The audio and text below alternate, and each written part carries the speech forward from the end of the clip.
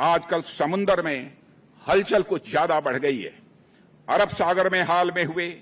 यमवी and Pluto पर drone हमले और कुछ पहले लाल सागर में यमवी साईं बाबा पर हुए हमले को भारत सरकार ने बहुत ही गंभीरतापूर्वक लिया है। जिन्होंने भी इस हमले को अंजाम दिया है उन्हें हम सागर तल से भी ढूंढ निकालेंगे और उनके खिलाफ कठोर कार्रवाई की जाएगी। इंडिया ने अपने कहा गया डिस्ट्रॉयर्स और इसके अलावा शिप्स और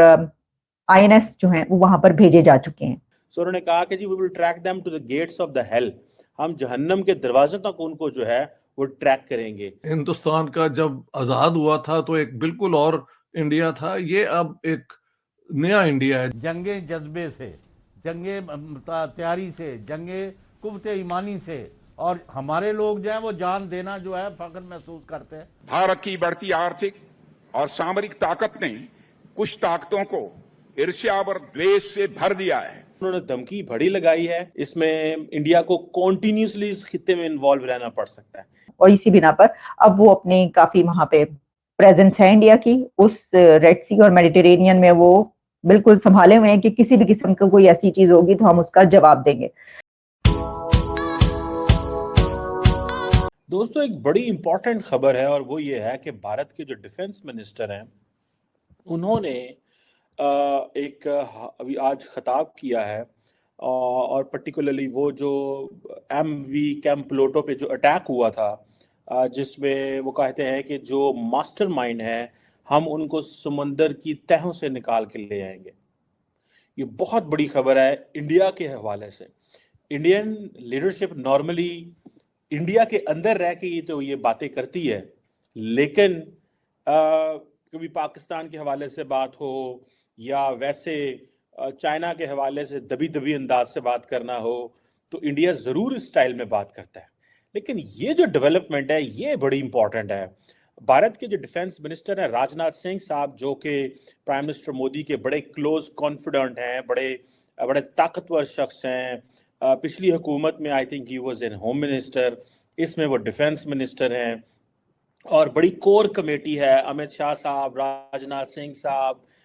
फिर ये इलेक्टेड लोगों की एक वो जो कोर कमेटी होती है with prime minister Modi, along with फिर इन्होंने जो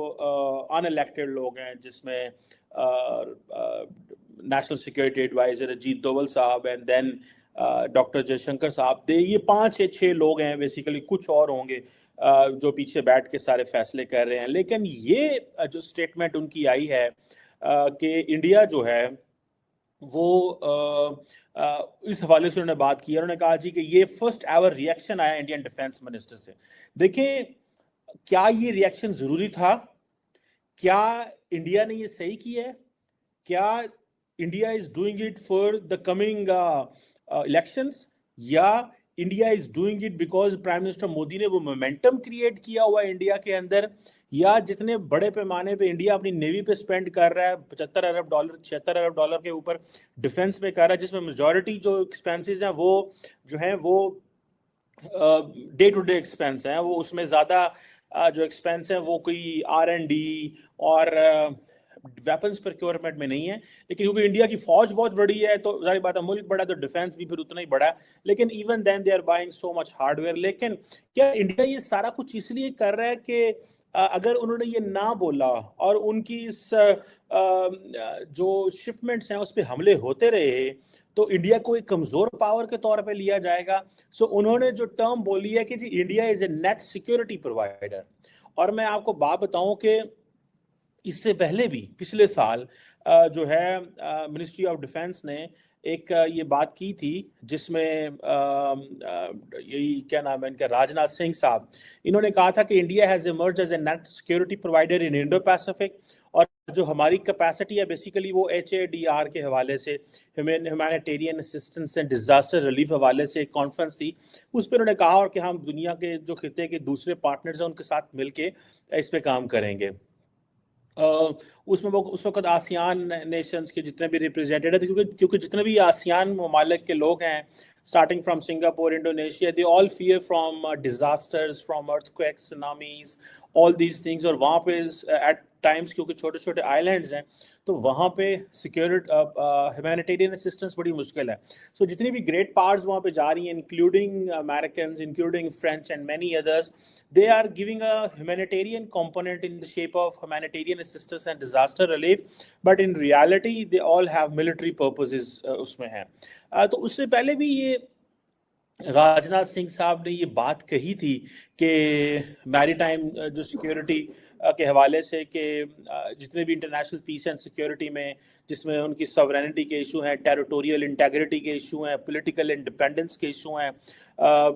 जो क्राइम्स हैं समंदर में होते हैं उस हवाले से देखा जाए, जो रिसोर्सेज हैं importantly under the sea bed उसके हवाले से देखा जाए, एनवायरमेंटल सिक्योरिटी के हवाले से देखा जाए, तो वो कहते हैं जी कि हम अपने लोगों की ट्रेनिंग एंड टेक्निकल कैपेसिटी के हवाले से we will be working on that.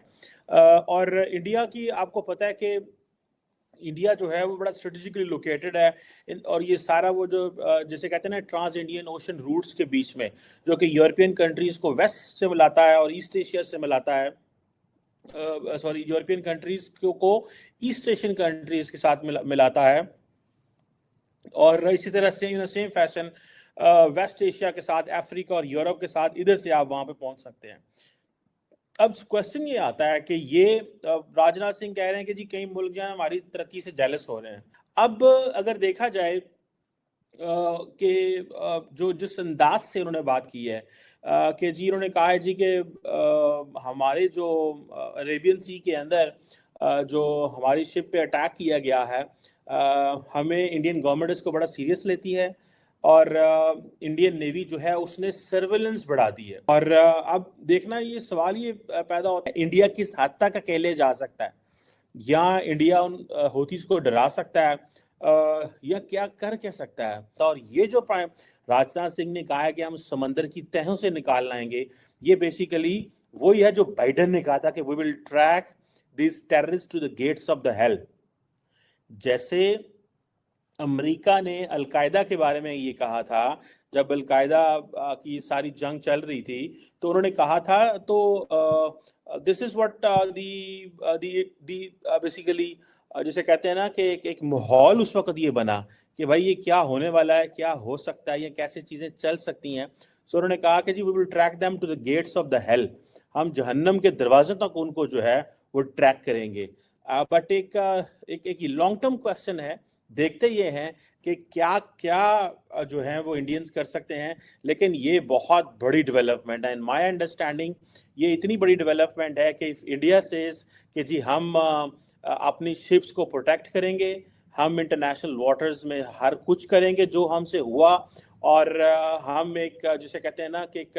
अपना वो जो एक कंट्रोल है इंटरनेशनल वाटर्स में, और अपनी जो शिप्स को कंट्रोल करने के लिए जो हमें करना पड़ा हम वो करेंगे। क्या कर पाएंगे, नहीं कर पाते, वो बात की बात है, लेकिन उन्होंने धमकी बड़ी लगाई है। और मैं समझता हूँ कि ये जो धमकी है ये एक जिसे कह लें आपके एक लॉन्ग टर्म चीज हो सकती है। इसमें इंडिया को कॉन्टिन्यूसली इस खित्ते में इन्वॉल्व रहना पड़ सकता है, इंडिया को कॉन्टिन्यूसली इस खित्ते में जाके तो सारी चीजें मैनेज करना पड़ सकती हैं। और उसमें यह है कि अपने ड्रोन्स भेजने पड़ सकते हैं, अपनी नेवी को कॉन्टिन्यूसली भेजना पड़ सकता है, अपने जो जिसे कहते हैं ना कि अपने लोगों को डिप्लॉय करना पड़ सकता है। ये एक बड़ी जंग है जिसका इंडिया हिस्सा बन गया है। और इंडिया ने अपने 3 गाइडेड मिसाइल डिस्ट्रॉयर्स जो है वो भी अरेबियन सी में लगा दी हैं, और ये मर्चेंट शिप्स के हवाले से।